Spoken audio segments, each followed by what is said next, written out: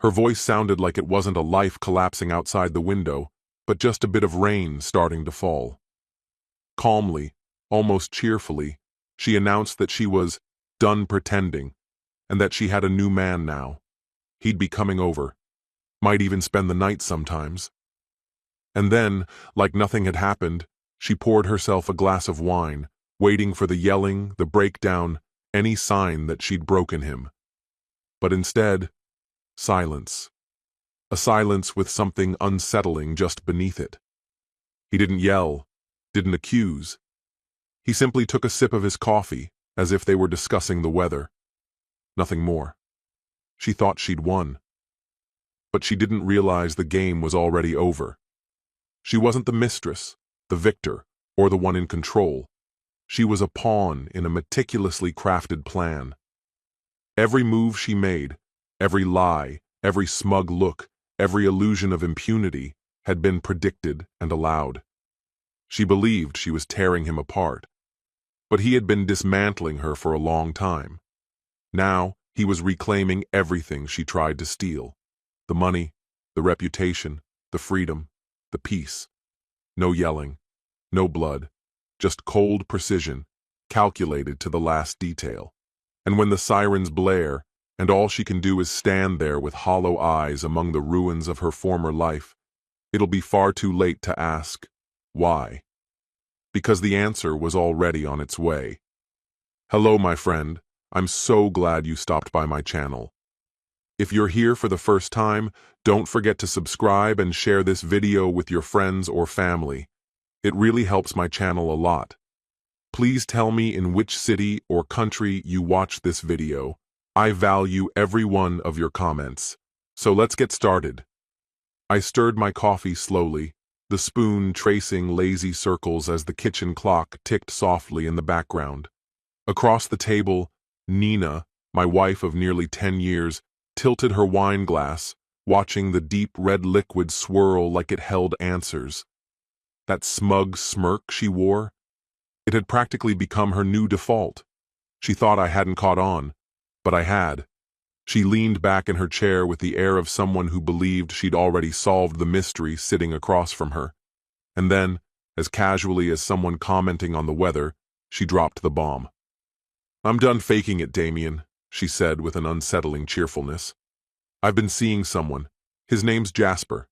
He'll be staying over sometimes." I gently set my cup down. No raised voice, no theatrics. Nina stared, waiting. She expected something loud, maybe a meltdown, desperate pleading, a shattered mug. But I simply took another sip. "That's it?" she asked, frustration creeping into her tone. I dabbed the corners of my mouth with a napkin and gave a short nod. "Appreciate the heads up." Her smile faltered, just a fraction. That calm wasn't in her playbook. "You're seriously fine with this?" she pressed. I stood, picked up my plate, and carried it to the sink. "You've made your choice, Nina. Why would I stop you now?" I could feel her glare burning into my back as I rinsed the dish, but I didn't bother to turn. There was no point. Truth was, I'd known about Jasper for a long time. She believed she was a grandmaster in some relationship chess match. What she didn't realize was the board had been mine from the beginning. I set the stage, moved the pieces, and wound the clock. I dried my hands, grabbed my keys, and gave a final glance over my shoulder. "Enjoy your evening." She didn't answer. That was the last moment she thought she had the upper hand. When Nina made her so-called revelation, she thought it would break me. In truth, the collapse had already happened. She just hadn't noticed the wreckage at her feet. The first time I sensed something was wrong, I didn't confront her. I watched. It began with subtle shifts. Her phone, once casually left around, now never left her hand. Nights at the office that stretched suspiciously long. A sudden obsession with spin classes she used to mock. I didn't argue. I tracked, I recorded, and I learned. By the time her lies could have filled our mortgage paperwork twice over, I was already into phase 2. I installed a second security system, the kind she didn't even know existed. Cameras so discreet, She passed them daily without a second thought. Then I found him. Jasper Thorne, age 36, former real estate agent, until fraud charges derailed that career path. Now he floated between questionable schemes, barely staying afloat. Landon helped. We hadn't spoken much in recent years, but there was a past. He was in cybersecurity now, and still owed me for a mess I cleaned up for him in college. Within 48 hours, he handed me everything: Jasper's financial statements, sealed court records, workplace complaints he thought were long buried. Nina believed she'd traded up. In reality, she'd shackled herself to a sinking vessel. I didn't spiral. I didn't drink or rage. I calculated. Quietly, I began draining small sums from our joint accounts, carefully spaced, easily overlooked. I compiled her texts, her hotel bookings, the receipts from dinners she claimed were with clients. While she thought she was sneaking behind my back, I already held the steering wheel. By the time she so smugly announced Jasper would be spending nights, she was already deep inside a trap she couldn't recognize. All that remained was execution, and if nothing else, I could wait. 2 nights later, I triggered the plan. I told her I had to leave town for a late business meeting. She barely acknowledged me, too engrossed in her phone, a sly little smile curling on her lips. Perfect. I packed a small overnight bag, dropped it in my trunk, and checked into a cheap motel just a few miles away. There, I accessed the live feeds. Every room, every hallway, clear as daylight. At exactly 9:13 p.m., Jasper's beat-up car pulled into the driveway. I leaned back in the creaky motel chair as he stepped out, holding a bottle of budget wine like he owned the place. Nina met him at the door, glowing like she hadn't in years. She kissed him like they were high school sweethearts. It was laughable. They moved inside, relaxed and giggling. She poured wine. They sank into the couch, completely at ease. I waited. Timing mattered. I needed them relaxed, vulnerable, caught entirely off guard. At 10:05 p.m., I made the call. Landon had a friend, an old contact in private security with ties to local law enforcement. I used an anonymous line. Jasper Thorne, currently at this address, violating probation, prior fraud offenses. Landon's guy ensured it got fast-tracked. By 10:27 p.m., flashing lights flooded the street. Nina leapt to her feet, wine spilling everywhere. Jasper struggled with his sneakers, barely managing to slide them on before the front door exploded inward with a thunderous bang. "Jasper Thorne! Freeze! Hands where we can see them!" a commanding voice thundered. He stood paralyzed, eyes wide, stunned like an animal trapped in high beams. Nina shrieked as 2 officers stormed in and tackled Jasper to the floor. I shut my laptop with care, slid the motel room key into my pocket, and stepped into the chilled night air. A few minutes later, I turned the corner onto our street, just in time to see Jasper being led out in cuffs. Nina spotted me through the flashing lights and confusion. Her expression twisted, rage clashing with dread. "You!" she screamed, voice cutting through the commotion. "This is your doing!" I parked with deliberate calm, stepped out, adjusted my jacket, and offered a relaxed smile. "Good evening, Nina."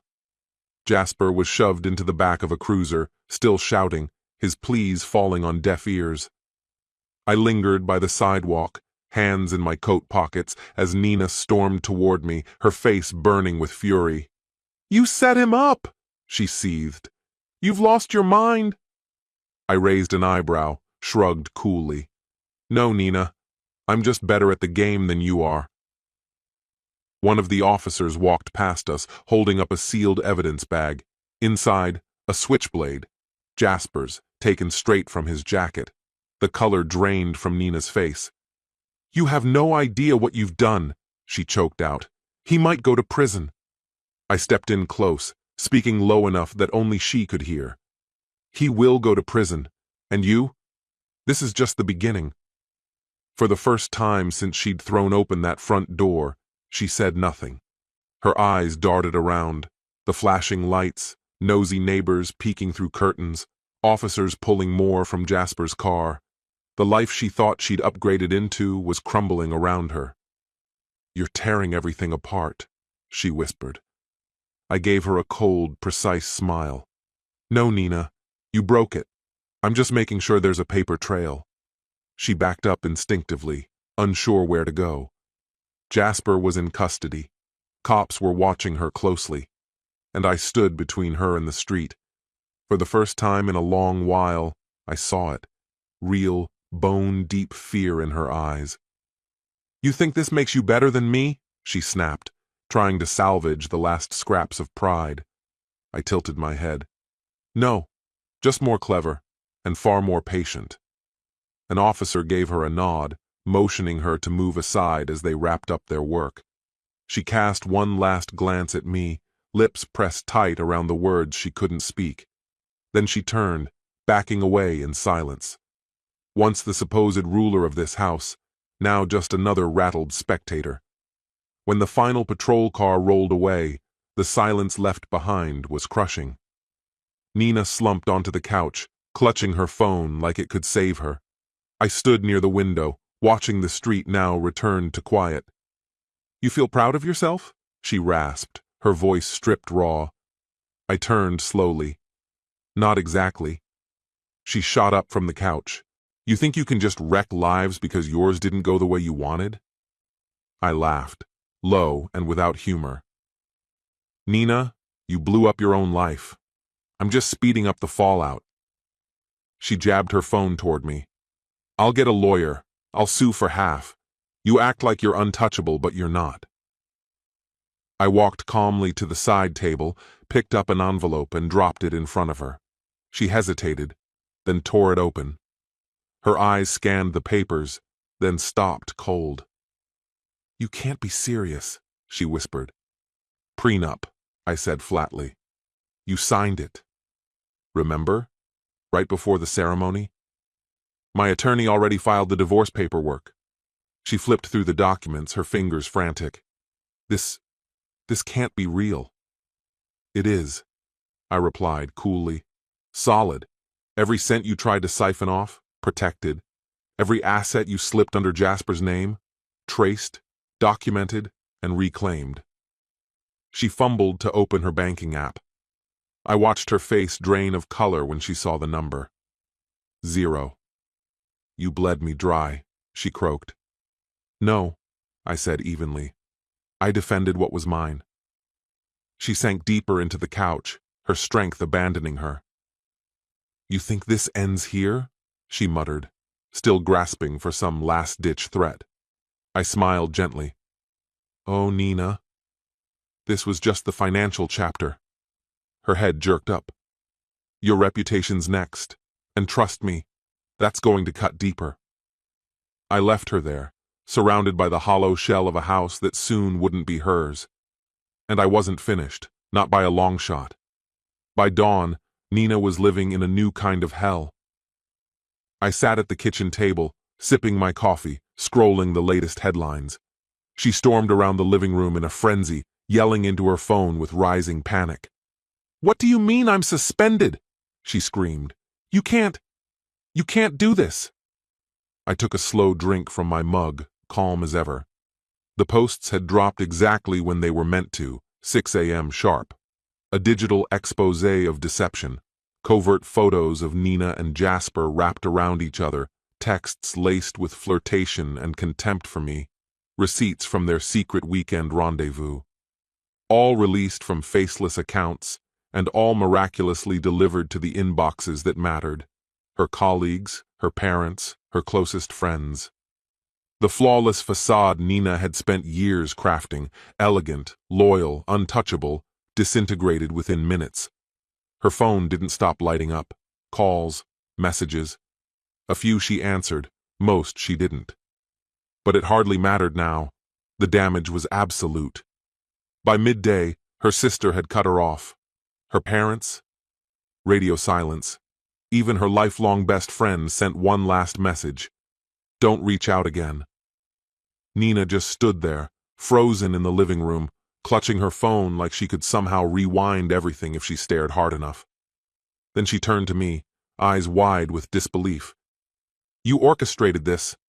It wasn't a question. I tilted my head, expression unreadable. "Actions have consequences." "You've just never dealt with yours before," she snapped, her voice cracking. Tears were building now. But I felt nothing. No guilt, no pity. This wasn't cruelty. This was correction. "You destroyed my life," she whispered, barely audible. I stood up, slipped my phone into my pocket, and met her gaze without flinching. "No," I said. "You did that when you brought Jasper into our bed. I simply made sure the world saw what you really are." She dropped onto the couch like her legs gave out. The phone slipped from her fingers and buzzed again. Her boss. First came the unpaid leave, then termination. I didn't need to hear the words to know what was said. When she hung up, the silence that followed confirmed it. Her job was gone, and Nina, she was truly, devastatingly alone. That night, a soft knock echoed on my bedroom door. Her voice followed, faint and raw. "Damien, can we talk?" I opened the door slowly. Nina stood there, barely recognizable. Her hair matted, her skin pale, eyes puffy and red. She clung to the door frame like it might keep her from collapsing. "I've got nowhere else," she said in a broken voice. I leaned on the frame, arms crossed. "You chose Jasper. Did you forget?" Her lips trembled. "He won't answer me. He's gone. Everyone's gone." I let the silence settle between us. "I made a mistake," she cried, voice trembling. "I was so stupid. I actually believed he loved me." My expression didn't change. "And you assumed I'd be here, waiting. What? Grateful you finally figured it out?" She shook her head, desperate now. "I didn't mean for this to happen. I'm sorry. Truly." I held her eyes for a long moment, just long enough for hope to flicker in hers. Then I said, quiet but resolute, "That's not my burden." I began to close the door. She lurched forward, grabbing the edge with shaking hands. "Damien, don't! Please, don't leave me like this!" One by one, I uncurled her fingers from the door. "No, Nina, you did this. You just never thought you'd have to deal with the fallout." She crumpled to the floor outside the door, sobbing, but I didn't stay to watch. I shut the door softly, locked it, returned to my bed, and lay down. And for the first time in what felt like forever, I slept, deeply, peacefully. She had made her choices. Now she could live with them, alone. A week later, the house was mine again. She vanished sometime in the afternoon, took what little she had left, and disappeared. No message, no note, nothing. That evening, I stood in the living room as golden sunlight spilled across the hardwood floor. The quiet was perfect. No false smiles, no buried secrets, just calm. The divorce had already gone through, quick, clean, uncontested. The prenup was ironclad. She walked away with nothing. No house, no alimony, not even the car. I saw to it. Then word got out. Jasper had been denied bail. Turns out his past was even worse than what Landon initially dug up. Fraud, cons, and an active assault charge pending trial. Nina tried reaching out to old contacts, but nobody wanted the association. She bounced from couch to couch until even those doors closed. She tried reaching me once or twice, one missed call, a pleading email.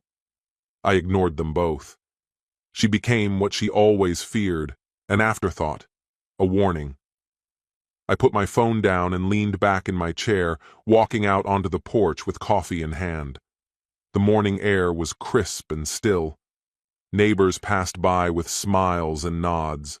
Ordinary, peaceful.